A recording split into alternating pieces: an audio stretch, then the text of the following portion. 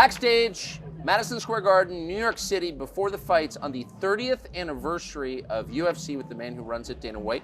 Happy anniversary. Thank you. 30 years? Yep, 30 years tonight. How many years in New York? So we've been in New York. Funny you say that. 6 years ago, 2016, 7 years ago, we just got sanctioned in New York. We couldn't get into New York for a long time, and it had nothing to do with the UFC. It was about the culinary union, if you can believe that. I can believe it. Yeah, the Fertittas were my partners in this back then, and the culinary union from Las Vegas was keeping us out of New York. Remember that criminal, Sheldon Silver? Very well. Sheldon Silver? Yeah. He was blocking us from coming to New York. And apparently, I was the only guy in the world that knew this guy was a crook and a criminal. Nobody here knew, but they ended up finding out. Anyway, we get into New York, and tonight, as we sit here tonight, we're going to do a $12.2 million gate. We are number 1, number 2, and number 3 all time at Madison Square Garden in just 7 years. That's unbelievable. It's awesome. So I'm just asking you right off the top. Bud Light, you were in partnership with them, then you went to Modelo, now you're back in partnership with Bud Light. That suggests to me that Bud Light is improving?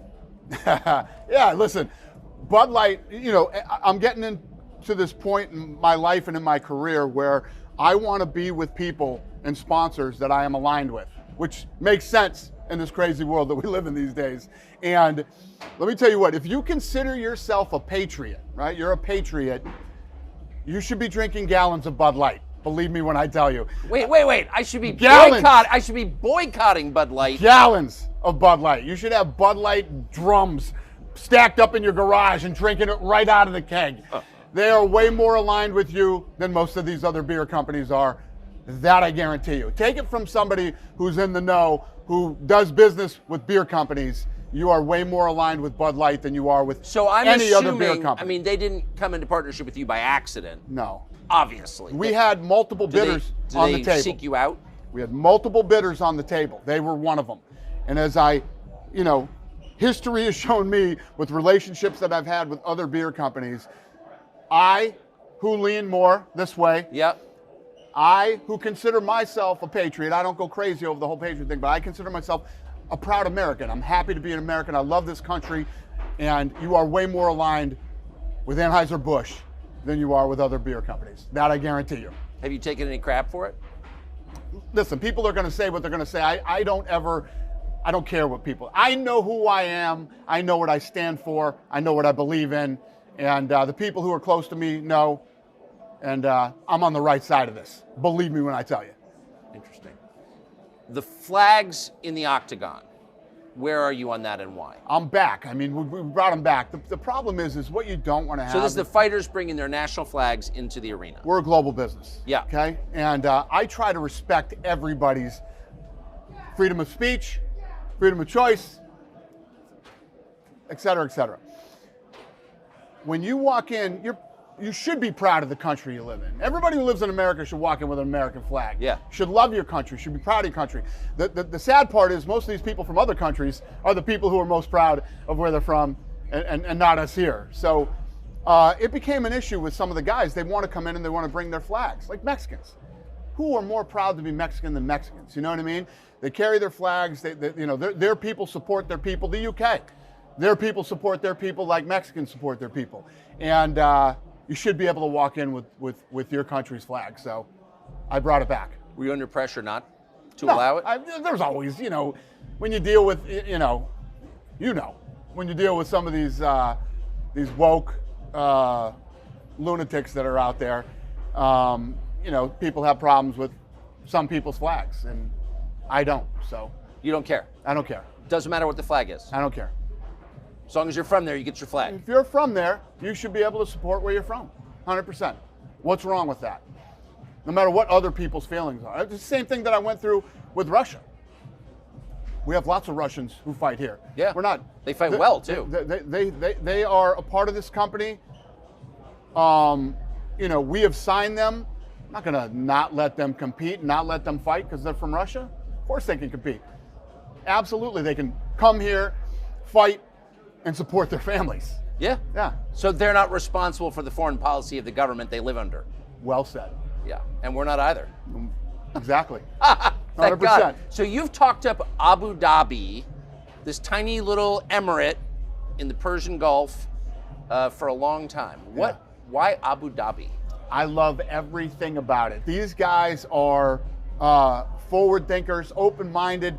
The infrastructure that they have built in that incredible city. And I tell people all the time, if you have never been to a fight in Abu Dhabi, you have to come experience this place. And when COVID hit, these guys were light years ahead of everyone else when it came to COVID testing, the whole thing. And that's where we created Fight Island, and where we ran through COVID was with them. And because they're so progressive and brilliant, they're brilliant. You're calling a theocracy progressive. It's a monarchy, right? Very progressive. You don't feel that way when you go there. It's not. What's funny is because of the things that we hear about the Middle East here in America and have our whole lives. Yeah. People are afraid to go there. People are scared. Never felt safer anywhere than I felt when I'm in Abu Dhabi. They don't have a crime problem in Abu Dhabi? No, they do not have a crime problem. They don't have a crime problem. They deal with crime the way crime should be dealt with. Yeah, no, crime isn't a problem over there. Swift and certain. And the royal family over there are some of the most humble, brilliant, amazing human beings you could possibly meet. I love those people. I consider them all very, very close friends of mine. I agree with that, for the record. They are humble and they're forward thinking. They're not just thinking about next elections. 100%. They're incredible. But, when you were 23, did you ever think we'd get to a place where you felt freer in Abu Dhabi than in other places? No. Well, I was 23. That was the last thing I was thinking about anyway. But yeah, no, it's been a cool experience for me to create the relationship that I've created over there. And I value it very much. These people will be my close friends till the day I die, and I will do business with them until the day I die. We just did an extension on our deal over there. We might as well have done the extension for the next 40 years, because I'm never not going to do business with Abu Dhabi, ever. So it feels I'm like one the of these future guys. to you. It's definitely the future. And the other thing is, I'm one of these guys that I'm a very loyal person. And once we've done things together and you've been good to me, I will pay you back, 20 times. So what Abu Dhabi has done for me, my business, especially through COVID, I'll never forget, and I will be with them till the day I die. Who's coming tonight? We got President Trump will be here tonight. We have you're coming. You're sticking around for the fight tonight. Bongino will be here tonight. Gary Brecka, my guy, who I'm going to introduce you to, who's going to change your life, will be here tonight. We have Jared Leto will be here tonight. Kid Rock is coming tonight, and many, many more. Amazing. Dana White, congratulations on 30 years. Thanks. It's great to see you. Thanks for coming. Thank you. I'm psyched. Me too.